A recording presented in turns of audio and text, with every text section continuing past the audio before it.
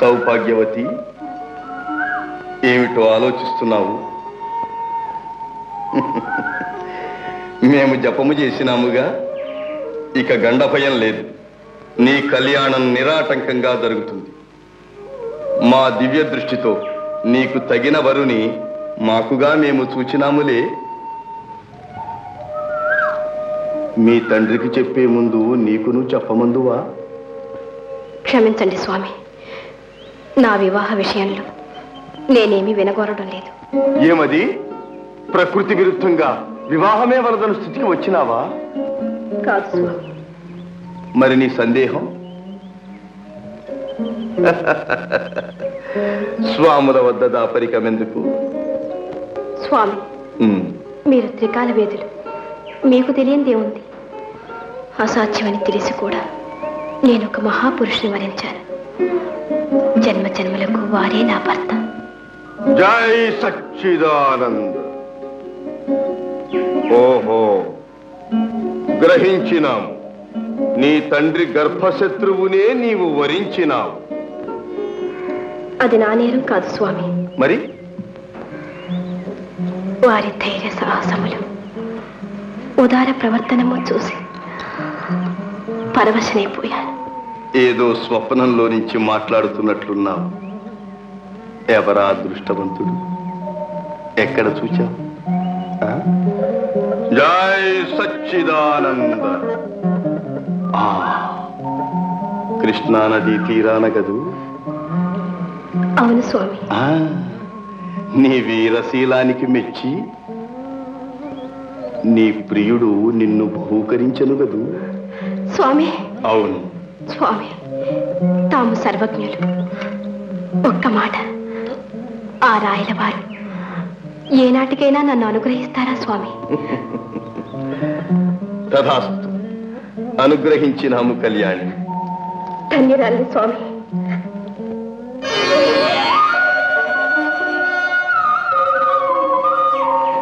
జై సచ్చిదానంద.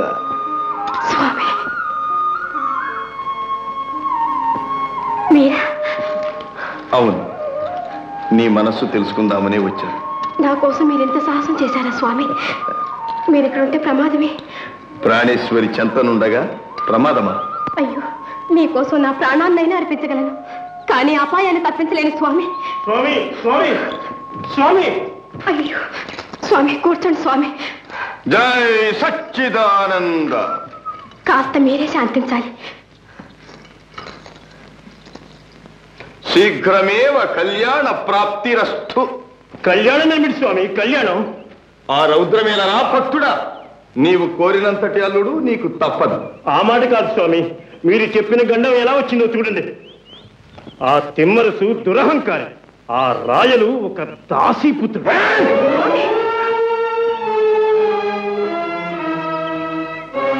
భయం వలదు కళ్యాణి. నీ తండ్రికి ఆ దురహంకారం కూడదు. భక్తుడా, నిందించి కసి తీర్చుకోవడం నీచుడు లక్షణం. ఈ వాచాశౌర్యం ఎందుకు? వీరోచితంగా ఇచ్చేయి. ఏమిటిచ్చేది? నా కుమార్తెనా? ఎంతటి కుమార్తెలైనా ఇచ్చిపుచ్చుకోవడానికి వస్తువులు కాదుగా. క్షత్రియ మర్యాదగా ఇచ్చేయి. దీనికి ప్రత్యుత్తరం. దీనికి ప్రత్యుత్తరం కూడా చూస్తాను. ఏం జరుగుతుందో జరుగుతుందో. జరిగిందేదో జరిగింది. జై సచ్చిదానంద. తథాస్తు.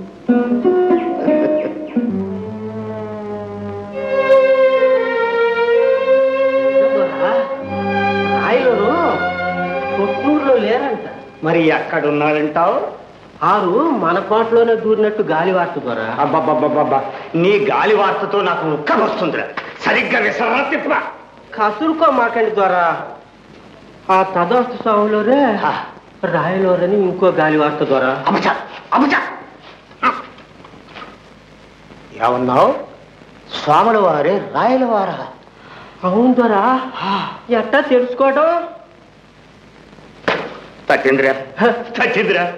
సింహద్వారం చిన్న తలుపు మీద కూర్చొని ద్వారబంధానికి కాలు నిగడతన్నారా? నిగరదంటే చెప్తా పదరా.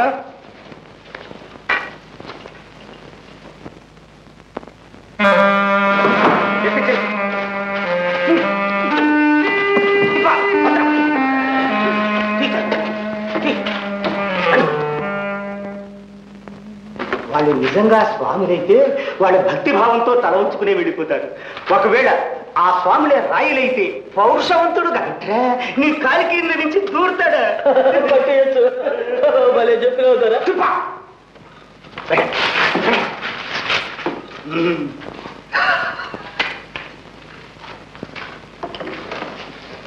వైశ్య చూచావా, వచ్చి వచ్చి పెద్ద చిక్కులో పడి కొంపదీసి మనం వాడి కాలి కింద దూరాలా? తప్పించుకునే ఉపాయం ఆలోచించాలి. ఓ ఉపాయమా? నాకేం తెలుసు.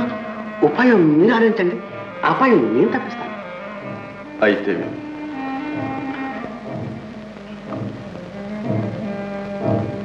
ఓ తమ కవితా పితామహుడు మేననుండి నాకు ఆ మాత్రం తెలీదు.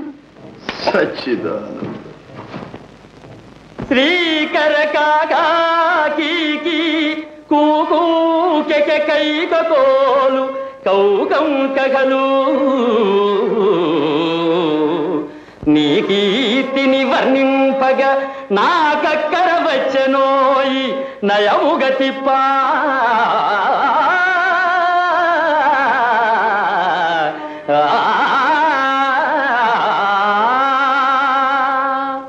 అయ్య స్వామి నా మీద పద్యం ఎంత స్వామి స్వామి ఎంత స్వామి 1000 ఏళ్ళు 100 ఏళ్ళు 10 ఏళ్ళు హాయిగా సుఖంగా ఆనందంగా వర్ధిల్లు నాయనా వర్ధిల్లు. సరే పొగిడింది సరిగా తెరవలా కూర్చుంటా. నువ్వు చెప్పండి స్వామి. అర్థమేడు రాని ముఖం కాగుడింతో కాగుడింతో కవిత్వా భలే చెప్పావు స్వామి. అయితే నీకు అయ్యాల్సిందే.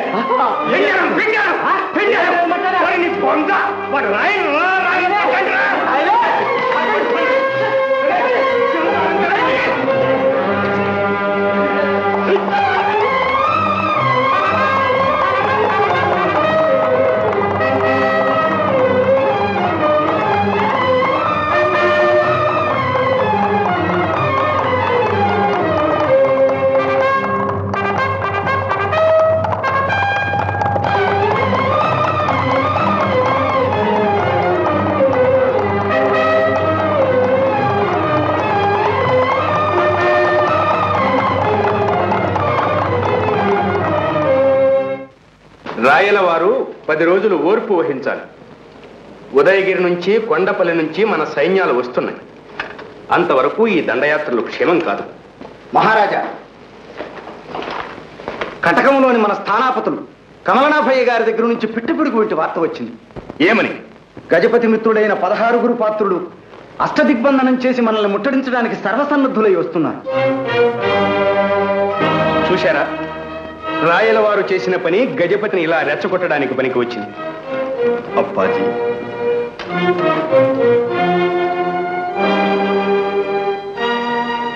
పరిస్థితులు ఇంత విషమిస్తాయని అనుకోలేదు. నిజంగా పద్మవ్యూహంలోనే చిక్కుపడ్డాం. ఈ గండం గడవాలంటే మీ బుద్ధి బలమే ఇక శరణ్యం. ఉపాయం ఏదైనా ఆలోచించండి.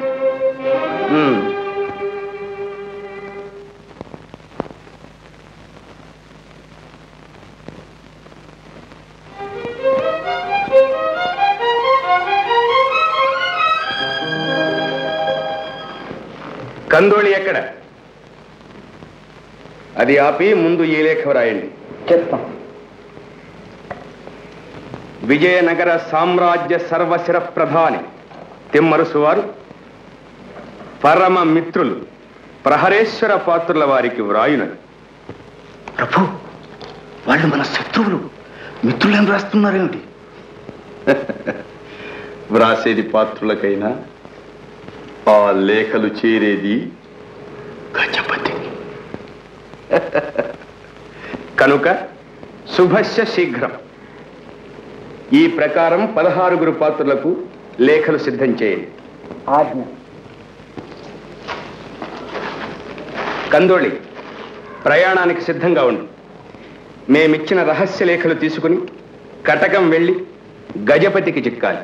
చిక్కకుండా తప్పించుకురావడం అలవాటైంది, కానీ చిక్కడం అంటే కష్టమేనే. అందులోనే చూపించాలి నీ నేర్పు. చిత్తం దేవరా.